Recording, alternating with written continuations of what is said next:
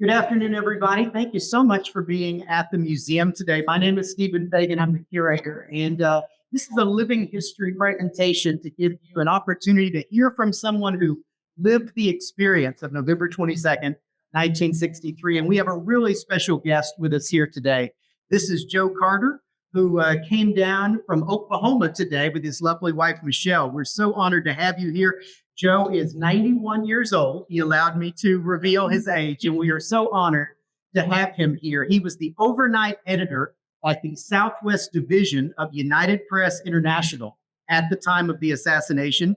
And on November 22nd, 1963, he was aboard the White House press bus.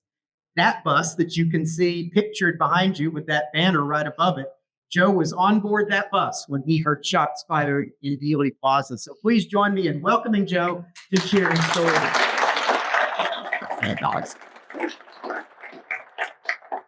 Joe, thank you so much for being here. We're going to just jump right in. So overnight editor at the Southwest Division of UPI, you were basically supporting the White House correspondent, Merriman Smith, legendary UPI reporter, on that trip to Texas that President Kennedy made November 21st and 22nd. That's correct. When every time they stopped at a place, it was my job as the editor to be sure the story that Merriman Smith might have written, or maybe I would write it under his byline about LBJ in San Antonio, and pardon me, JFK in San Antonio with LBJ, of course. And that would go out. That would be what you would read on here on the morning newscast, and it'd be in the afternoon newspapers. And I worked till 6 a.m. in the morning.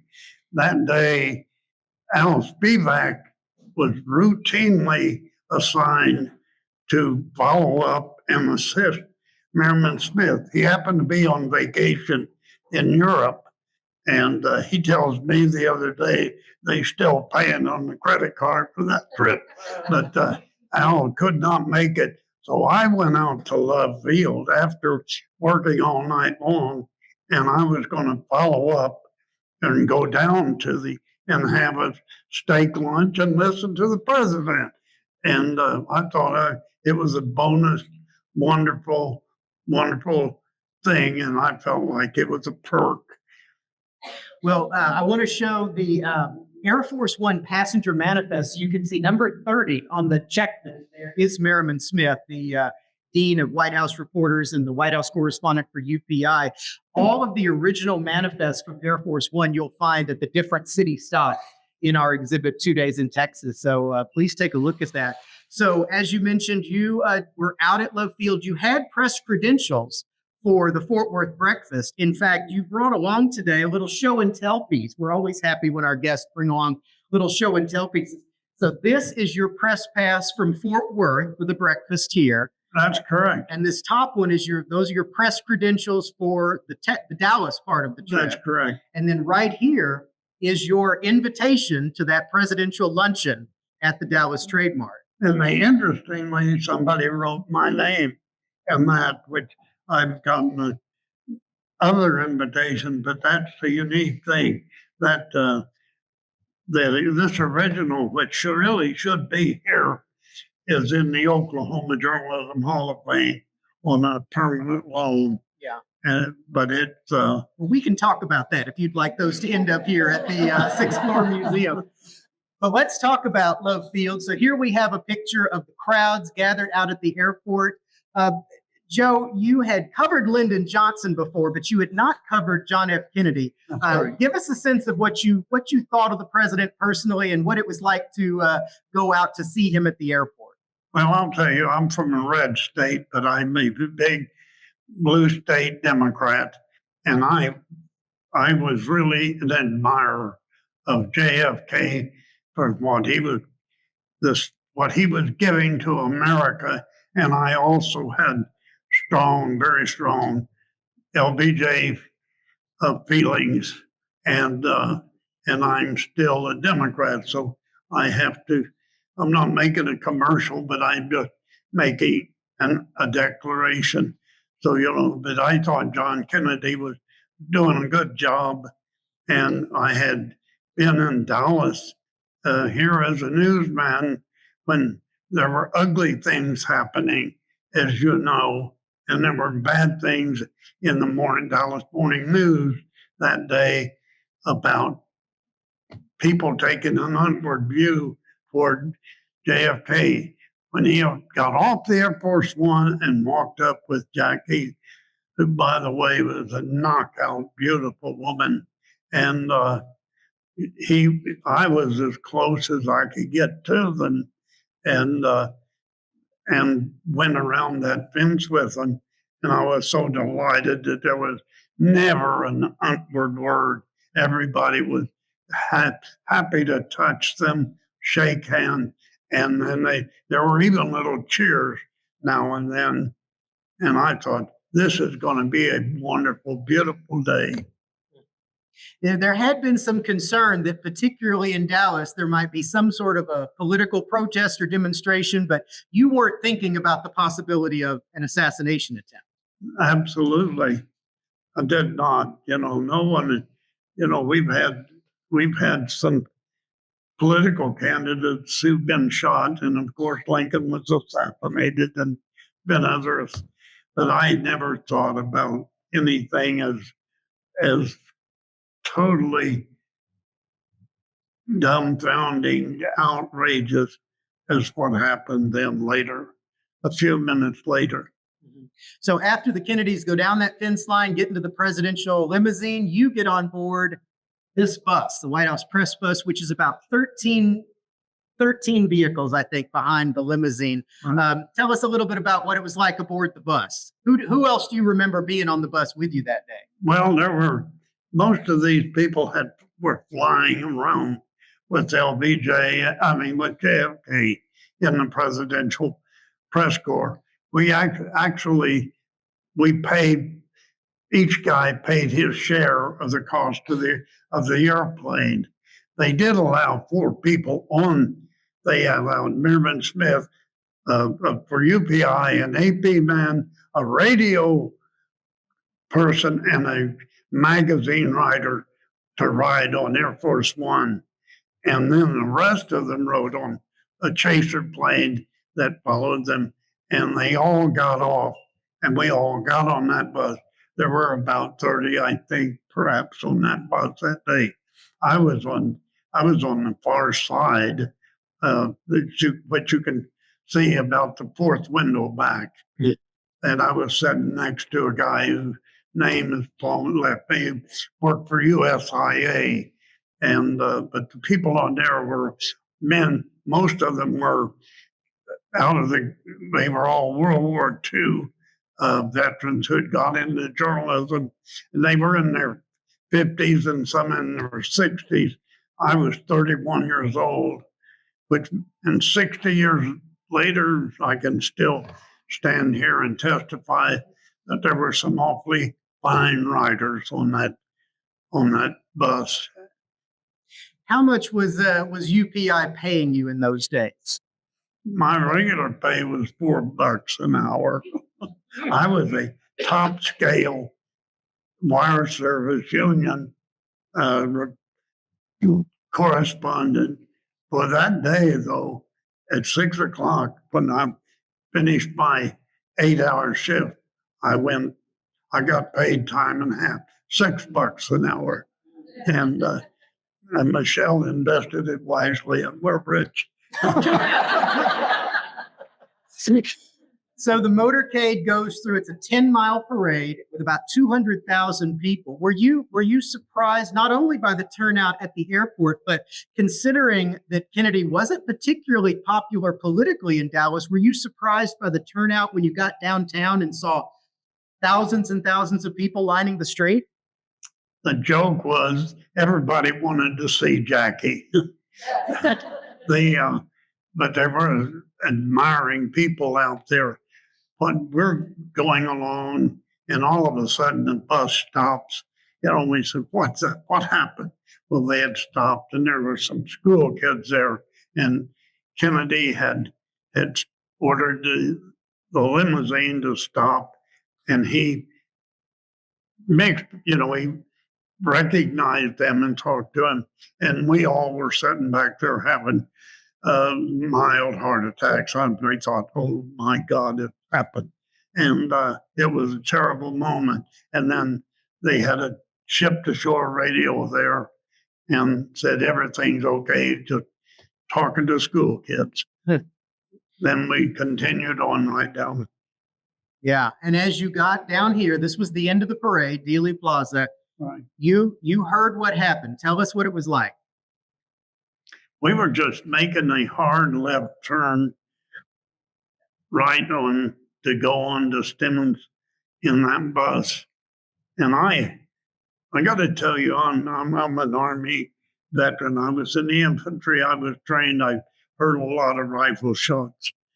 I distinctly heard bang, bang, bang. And it still haunts me, folks. It still haunts me. There were 3 shots. There were no other shots that I heard. They were all consistent, kind of evenly spaced as far as you remember? You just can do it yourself. You squeeze the trigger, you do the bolt, you squeeze the trigger, you do the bolt, you freeze it. That's 6.2 seconds. Try it at home. Don't try it with your wife watching. She'll think you're nuts. So, as far as the origin of those shots, I know we're going to talk about that in a little bit, your belief about the assassination, but did they all sound consistent as far as coming from the same location? Absolutely. Same weapon, same sound, and they came, in a reasonable order. The rifle I was trained on was a was a gas operated, and and it popped it out. But this one that he was using as a bolt action, I've used those too. But and he was lodged very well in the windows, so there was no wobbling, and he had a little scope, and he could see what he was doing. Let me tell you, when that slug hit Kennedy's head, he was a dead man. So suddenly, here you are, a journalist aboard this press bus in this presidential motorcade. You distinctly hear gunshots. How do you spring into action at that point? What are you able to do? Well, I've been for newspapers and for the United Press. I had been a crime reporter, and I jumped up out of the bus, ran up to get off because I saw people running up this little hillside you see down there, and I wanted to get off and find out what was going on. I thought somebody down there, and a cop had tossed his motorcycle down and was running up this little hill, and I was watching all of that. And I wanted off, but somebody blocked me. I don't know who it was, but said no one off the bus, and I stayed on the bus. Yeah, we can see in this remarkable picture that was taken by a bystander named Jay Skaggs. There's your bus going through Dealey Plaza just seconds after the shots are fired, and you can see in the corner there people making their way, running up the Grassy Knoll. Now, let's talk about the term Grassy Knoll, because Merriman Smith, who you were supporting on that trip, is credited with coining that term Grassy Knoll. The first time the phrase Grassy Knoll was used was in a UPI bulletin on the wire about 25 minutes after the assassination. Now, you pointed out to me that people didn't really start running up that hill until after Smitty's vehicle had already gone beneath the triple underpass, but it was certainly happening as you went by. Tell us the story of calling the UPI office and how that term got on the wire. Well, first, I had breakfast before we started this trip, and I changed 2 quarters into 5 dimes. That's how it used to work, and that was before inflation. But we got the bus went on to the trademark, because I was a wire service reporter and everybody gave way to us because we operated under a credo of deadline every minute. So I dashed off and ran into the trademark and found a payphone. I called my bureau, Jack Fallon, and I said, Fallon, I heard these and I saw some people running, up this green grassy knoll. And so I later on, his father was just a 5-year-old. It was Saturday. I drove down to saying, what did I see down there? And I got down. Well, by that time, that old Bermuda grass had turned brown. And I was puzzled. I said, that was green.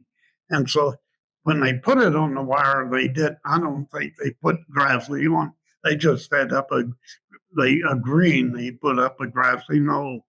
But I figured out then they had this plastic on the windows of that bus. You can see it blots it out. It's little green plastic stuff that they used to put on to keep the sun out. And but Smitty, they had that. That term was used under Merriman Smith's name. There's a little sign down there giving him credit for it. He can have the credit. He also got the Pulitzer Prize, but I got $6. So that term grassy knoll, which is just part of our popular culture, you feel pretty confident that you're the first person to say grassy knoll. I stand here before this distinguished crowd I can't believe that many people care, and I'm delighted, by the way. But I'm telling you, yep, I said that. Now, there you go, grassy knoll.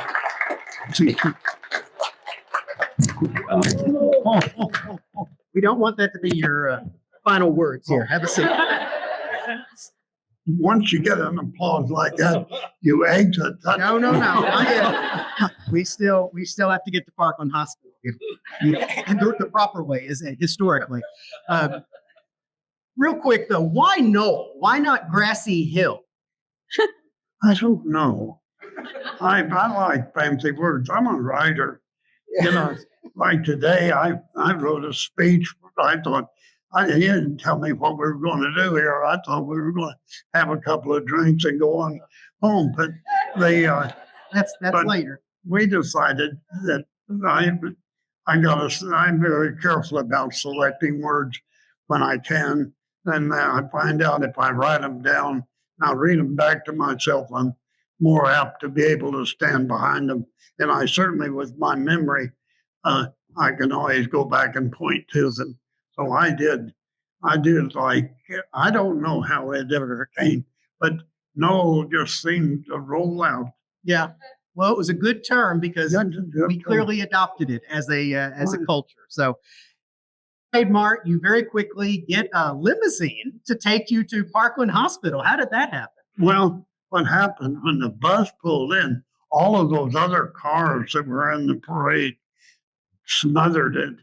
And I got on the phone and I had talked to my boss who was out here on McKinley. We had our bureau was on the second floor on McKinley. And I talked to him on the phone. Then I raced out and saw the bus. He told me, Jack Fallon told me that Kennedy had been shot, get to Parkland Hospital. And so I saw that bus wasn't going anywhere for a while. I ran out on the curb and there was a limousine with one guy in it.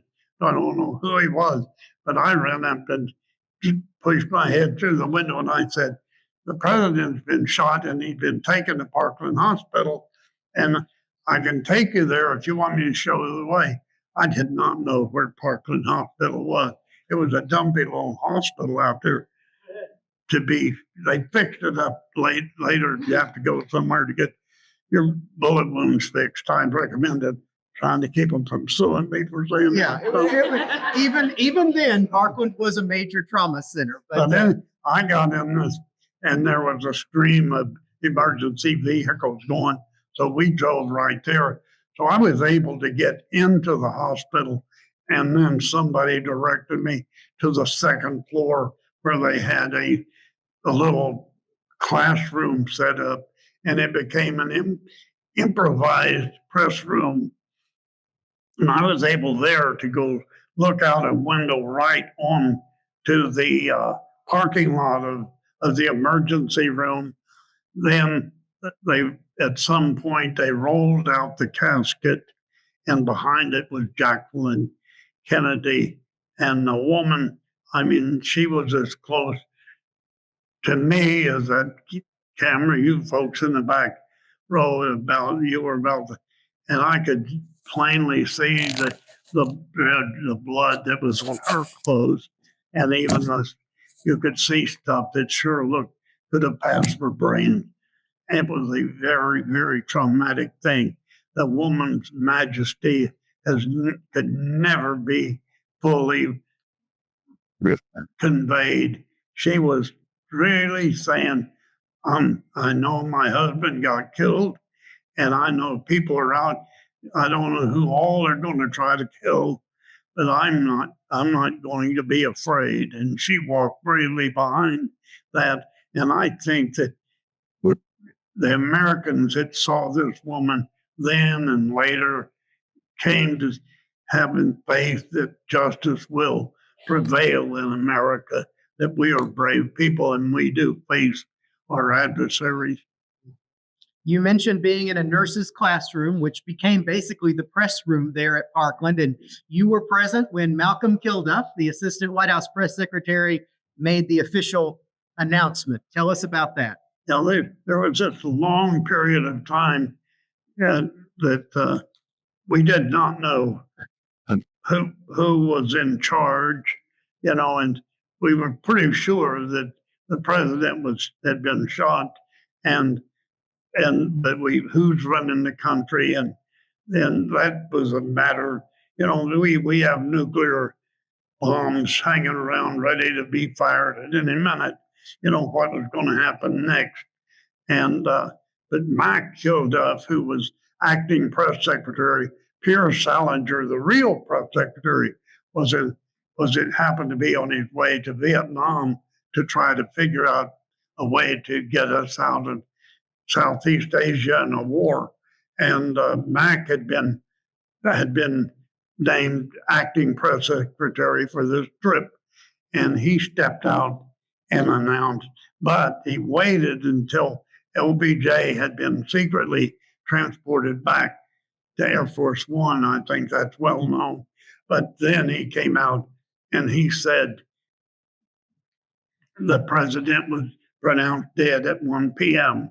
It happened that when I got there, I had gone down the hall ahead of everybody, used one of my dimes, and I got a payphone.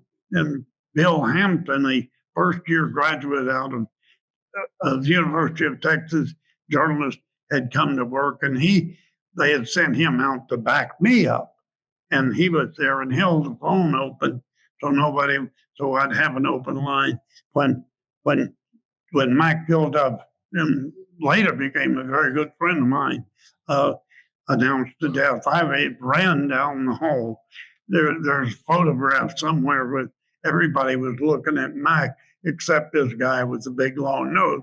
He's going the other direction in the back. And that was me running to that phone to relay to Jack Fallon that the president was pronounced dead at 1 p.m. And Bill Hampton handed me the phone, and I did it. And Bill went off. He told me later he cried. I never cried. Maybe I should. You very quickly, after getting to Parkland, hearing this announcement, you get back on a bus and then taken right back to Love Field, where this whole journey started for you, because that's where President Johnson was being sworn in.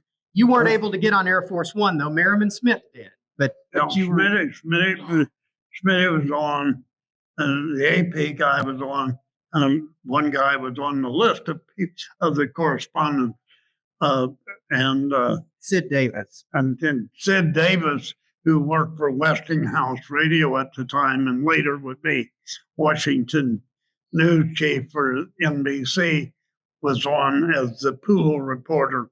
He got off the bus, off the Air Force One, and we're all gathered in up around on the tarmac.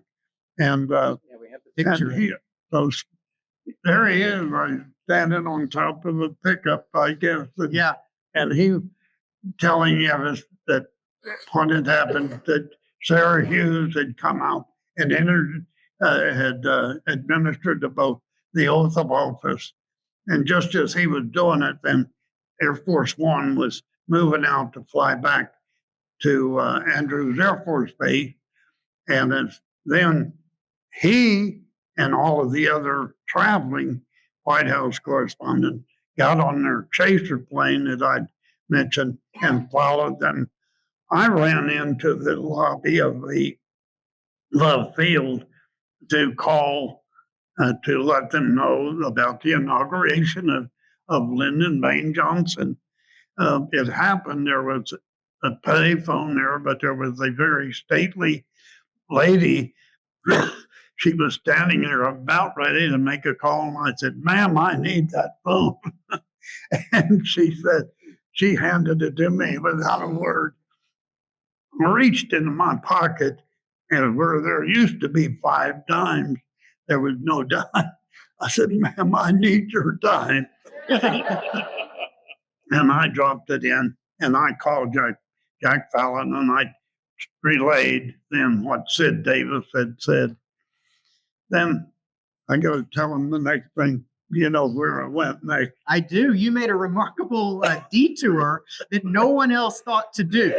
You went to the home of a local General. Yeah, General Edwin Walker, kind of a local political extremist at that time. Here's a picture of him right there. Why, in the midst of this breaking news coverage of the death of the president, did you decide to go to a political activist's home on Turtle Creek Boulevard? I wanted to find out who the SOB was that shot my president.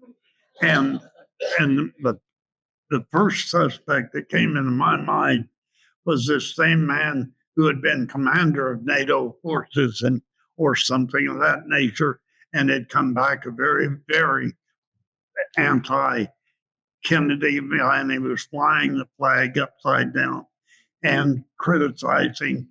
So I ran up to the door of his house down on, what's that street? Turtle Creek. Down. And I pounded on the door. I was not being a very nice boy. And the matronly lady opened the door, and I said, "Carter with United Press is the general in." She slammed the door in my face. And it later turned out that Lee Harvey Oswald had also, the same rifle had been used to try to shoot Edwin A. Walker, and they found the ballistic matched up. But I went home and went to bed. Yeah, because you had been working pretty much since what time in that morning?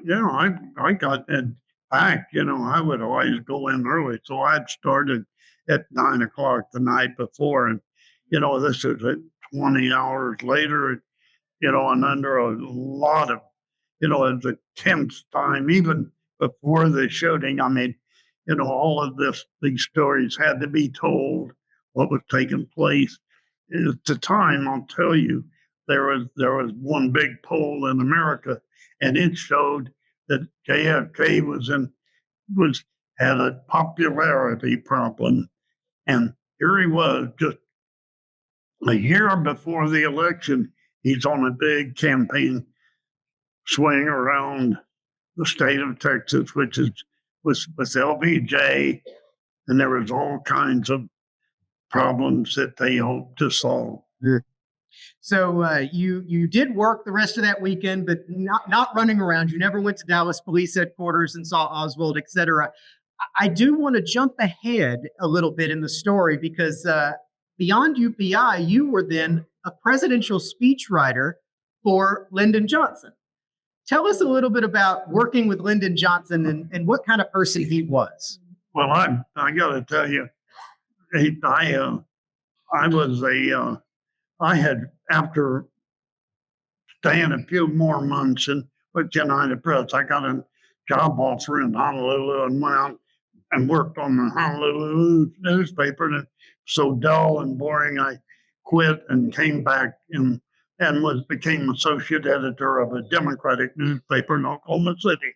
And it, back in my early days with UPI, I had wanted to be a sports writer, so I was writing sports. And the sports information officer was a guy named Jim Jones, and this is vodka, not water. the Jim Jones was a student working in sports information, and I was really impressed with him. And when he was graduated, I think he was offered a big time job, maybe $12,000 a year, to be sports information out at Texas Tech or somewhere. But at the same time, he got an offer to go to Washington as a congressional aide. And while up there, he had volunteered during the 1960 campaign, the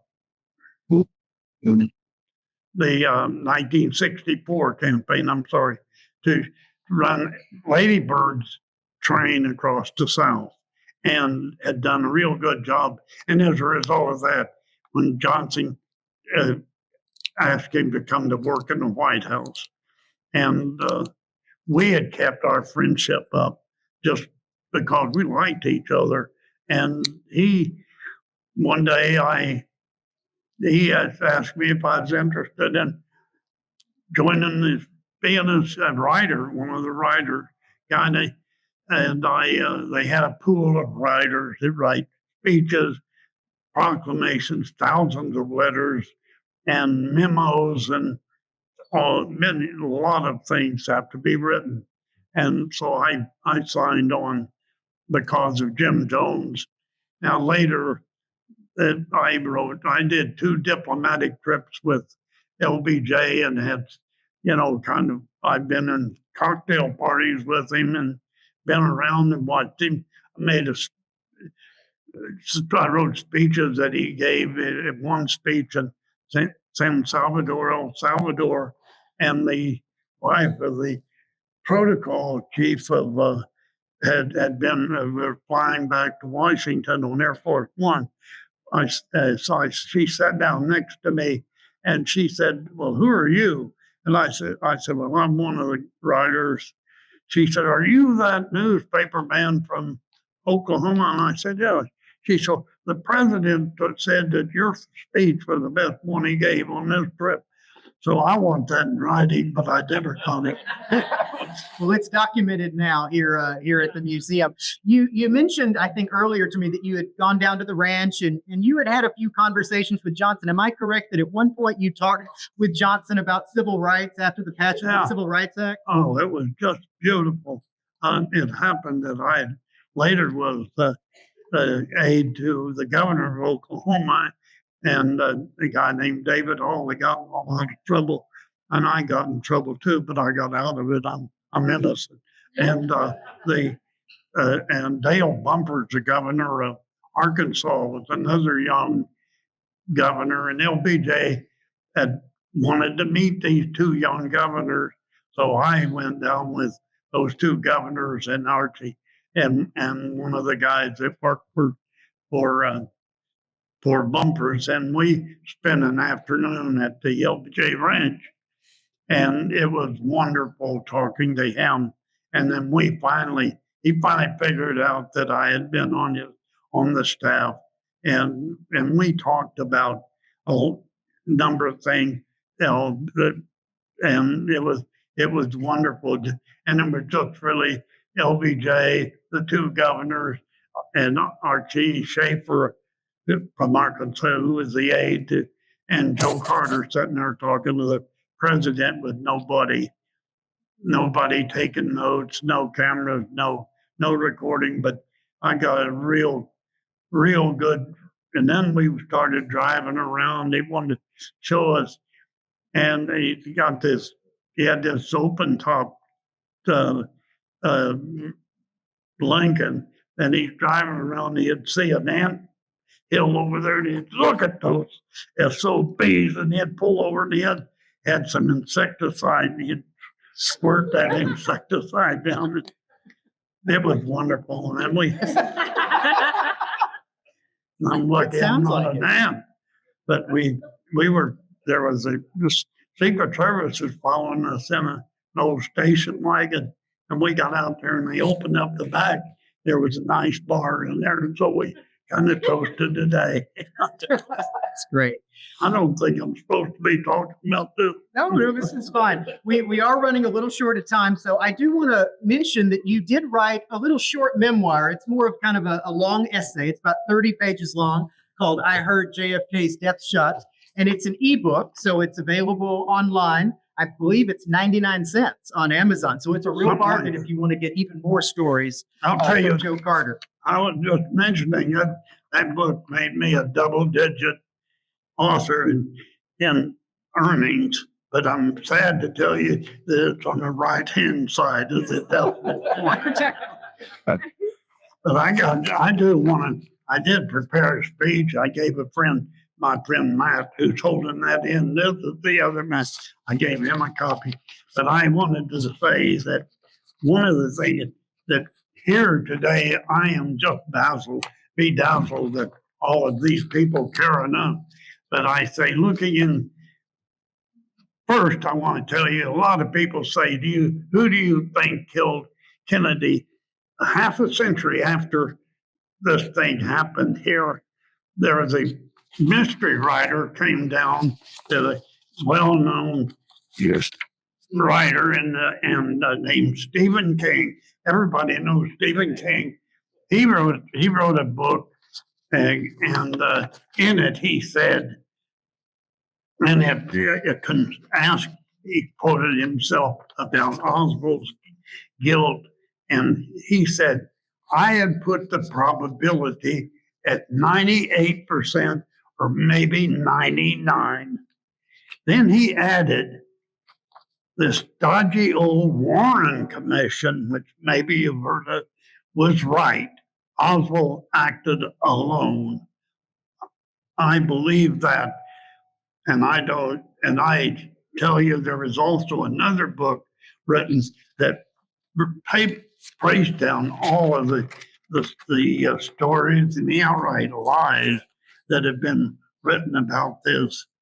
But wonderful thing happened in this town, and a wonderful man showed up. And I said that far in the future there will remain many quarrels and books, including one of mine, about this matter. I hope that the readers will care and that the writers will share any new truths than that 1%. I mean, maybe Moses came back and got him. I don't know. But I hope that we don't just openly accept those lies or these self-serving tales that go around, these excuses. But I wrote here, vital in that search is the 6th floor museum, now expanded to 7, splendidly in my view. Vividly and without bias, this institution represents compelling evidence about the crimes. What is shown has been carefully studied and excellently curated by my long-term friend and historian, Stephen Fagin. Let's give him a round. Get up and walk off. You earned your $6 today, so we're good. Rather than do a formal Q&A, Joe has very generously agreed to stay put. If you guys want to meet him or ask him a question, he'll be around for a few minutes up here in our special exhibit. I hope you will join me in thanking Joe Carter for being our special guest today.